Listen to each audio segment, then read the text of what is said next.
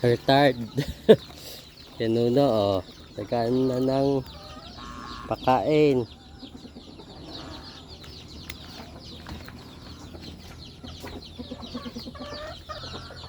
Oh, guys, ganda ng ano, tanawin dito. Ang daming manok. Kami nakadalawang Alfonso na, pero hindi pa nagpatay kasi sabi ko wag na kasi may dala rin naman kami pulutan. Pagbalik ko na lang daw para makatikim si mami. Abang-abang na yung mga ano eh, mga alaga. Sabi ko wag mo nang ano, wag ka nang magpatay. Yan, ang dami.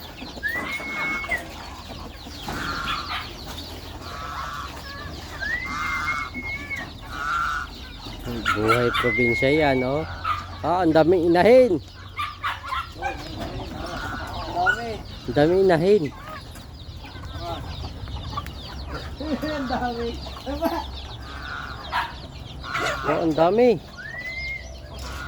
Kanina nga gusto niya nga daw magpatay kami baboy. Ng manok. Sabi ko ngayon. Para tumawid sila kasi stampede kami. Okay, wag na. Oo. Ay, doon, ang tapon. Tinatapo yun. Para hindi magulo dito. Yun, may babuyan rin doon.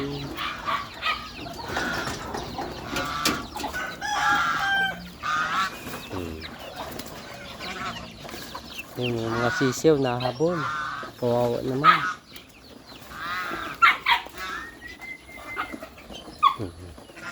Halo na yan. Mga pato.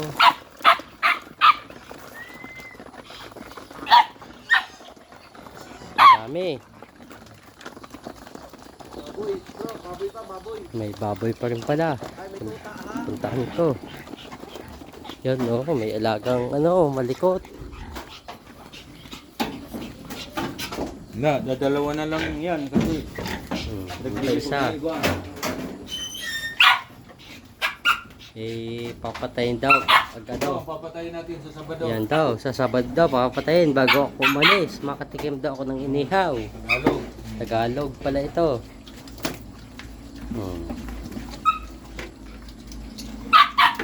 Yung uwi ko yung surprise sa utol Patayin niya. Makapatay daw siya. Nakapagsugba. Makatikim daw kami ng inihaw. Tagalog kasi yun. Retired na yan. Sundalo. Si Otol.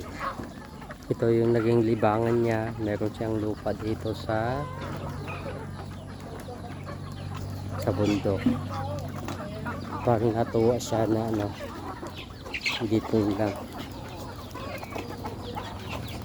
Yun ang kanyang bahay-bahayan. Pero ang bahay nito malaki sa nayon. Naka solar pa yan. Yan ang driver ko.